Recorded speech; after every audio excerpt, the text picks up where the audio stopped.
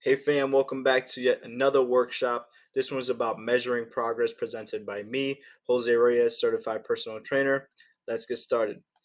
So, topics of this workshop are traditional practices and why they suck, measuring physical progress, measuring mental progress, and best practices to measuring your progress. Okay, let's dive right into it. So, traditional practices are usually weight. All right, raise your hand if that's all you use to track your progress. You step on a scale, whatever that number says determines whether or not you've been successful for the week or not. We're all guilty of it, and that method of um, tracking your progress sucks.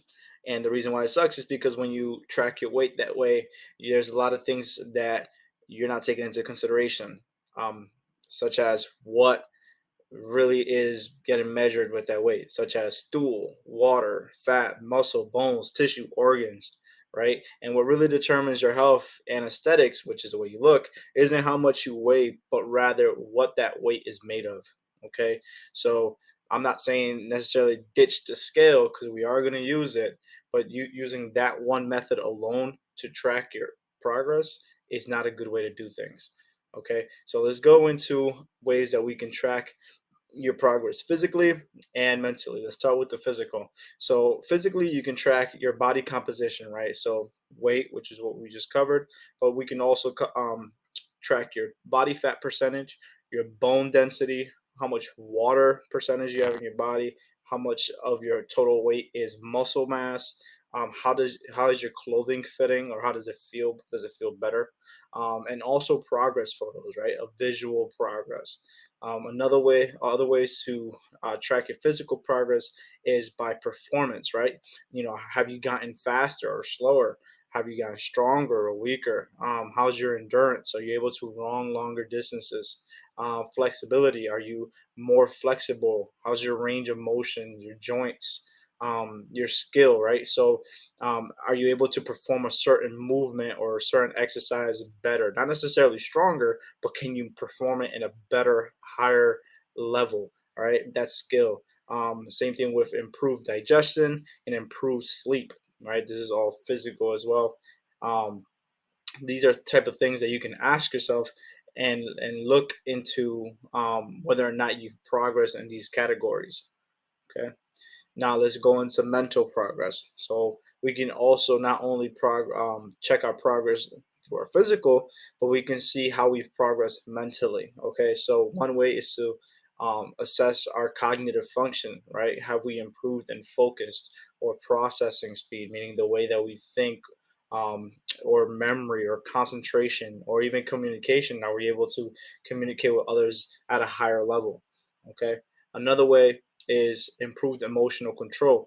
So, are we finding ourselves a bit more positive, or having kinder thoughts, or being more compassionate towards others, or maybe even having an optimistic type mentality or mindset or way of looking at things?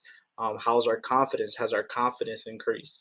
These are things that you can be measuring to see if you're progressing as well. So, it's not only about that number in the scale, because if that number in the scale is going down, but everything that I just mentioned to you is going down as well, then what's the point of working out? Because you're gonna lose 10 pounds, let's say, but it may be muscle that you're losing, it might be bone density that you're losing, and let's say you're feeling depressed, or you're feeling less energetic, or you're feeling um, like your clothes is not fitting how it should be. Then then it's really not you're not really making the progress you want, right? So when you set a goal, keep these type of progresses in mind. That way you can always check your baseline, right? Or another way of saying that is checking where you're at when you first start, right? How's your energy levels when you started? How was your mental state when you started? How was your clothes fitting, or how did your pictures look, things like that. That way when you progress, right, and you do step into that skill, and you see that maybe the skill hasn't budged much, you can ask yourself, wait a minute, it hasn't budged much. I've been working out for 3 or 4 weeks, but hey, my energy levels are feeling better. I have been more optimistic. I have been sleeping better. I do feel like my clothes is fitting a little better. So these things will keep you going and motivated, because although you can't see the progress in the number and the scale, you do know that you're making progress, and that number is going to follow right along. Okay. Now, this is a workshop, right? So there's a component in which I want you to work on, and that's going to be the next slide. So the next slide, I created a progress self-assessment, and it's just a few questions that you can go through, maybe on a weekly basis, maybe every other week, however often you feel like is necessary, but it's just to assess your progress, right, outside of that number on the scale. So let's go right into that. Progress self-assessment, right? So maybe you can answer these questions now. We are in week 4 now, so you've been working out with me for about 3 weeks. I'm not sure, depending who's watching this, if you've been completely consistent with the protein and the water component of the challenge.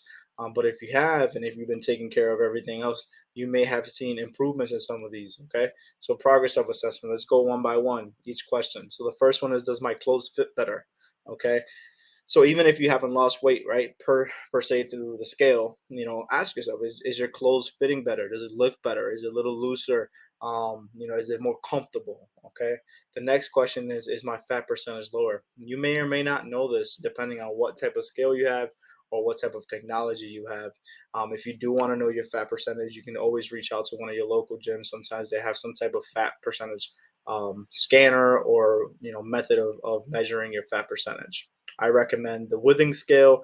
That's what I use. I'm not affiliated or anything with them yet. I hope to be one day, because I do think it's something that people can really use in their homes, and I do believe in that product. Another question for the assessment is, do I look better? Right. So when you first started, did you take those before pictures? Did you take those baseline pictures to see if you look any different 3 or 4 weeks down the road?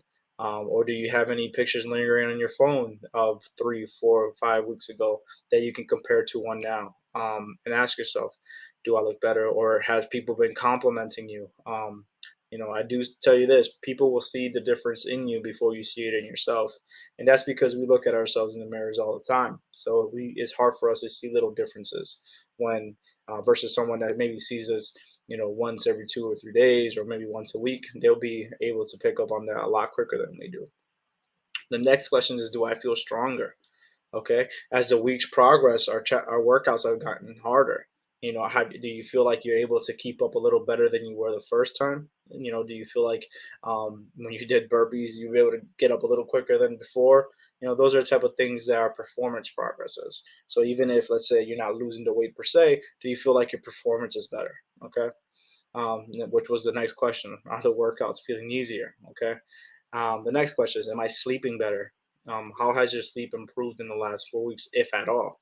It's not a guarantee, but if you're working out at least 3 times a week, research has shown that, especially the days that you do work out, that you do tend to sleep a little better. So maybe ask yourself that: are you sleeping a little better? Right? How's your skin looking? Are you someone that has pimples, or I don't know, acne, or dry skin, things like that? Is it looking a little better? Is it looking a little tighter, fresher? That's things that are a benefit of working out often, as we detoxify our skin when we sweat. Okay, so that's another question. Does my skin look better? Another question is, has my mood improved? Are you less anxious? Are you more confident? Um, you know, how are you feeling? Are you more happy? Things like that. You need to look out for. Are you feeling less stressed? Things to ask yourself. Another thing is, has your concentration improved? Do you feel like you can focus on a particular task for a long period of time, or longer than you usually can? Are you able to hold a conversation without kind of getting distracted, or doing a chore without being distracted? And the last one is, do I perform certain exercises and movements better? Which is what I said earlier.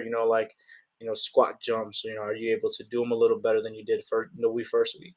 Um, or some of the other exercises that we've done. Do you feel like you can move in a certain way? If you can move better to complete them. That's going back to what I had said. A skill improvement, right? Has your skills improved the last 3 weeks? So these are different questions that you can ask yourself to kind of self-assess your progress. If you're looking at your scale and the number hasn't moved much, and you're kind of feeling bummed out, Don't be, because if you don't know your fat percentage, and I see it all the time in my in-person clients, right? I see people where their weight has stayed the same the last 4 weeks, but when we actually do a fat percentage assessment, what we do see is that they've lost, let's say, 3 pounds of fat, and they've gained 3 pounds of muscle, and now they're the same weight, but their body composition has changed. So their body, the way their body looks, the way their body feels is completely different, even though that the number in the scale is exactly the same. So this is how the number in the scale can be so misleading, and it can throw you on a loop, right? It can get you into your emotions, and you're asking yourself, "Oh my God, I've been working out so hard 3 times a week for 4 weeks, and it hasn't budged. Like, what is going on? I've been eating my protein, I've been drinking my water. What is wrong with me?" But in reality, we don't really know what that weight is composed of. You don't when you lift weights, your bone density increases, which causes your weight to increase. Drinking the 64 ounces of water, that's gonna make your weight increase. The protein also is gonna make your weight increase because of the muscle mass. So it's little things to consider, and to always remind ourselves not to just go based off that number on the scale, because it can be very misleading. Okay, I hope you found this useful. That's the end of our workshop. This is a short one, but just a reminder: there's different ways to measure progress. The ones that I recommend are multi, right? Look at a couple physical ones that I mentioned. Pick two or three that you prefer. Same thing with the mental. Pick two or three that you're currently struggling with, and see if those improve as you move forward.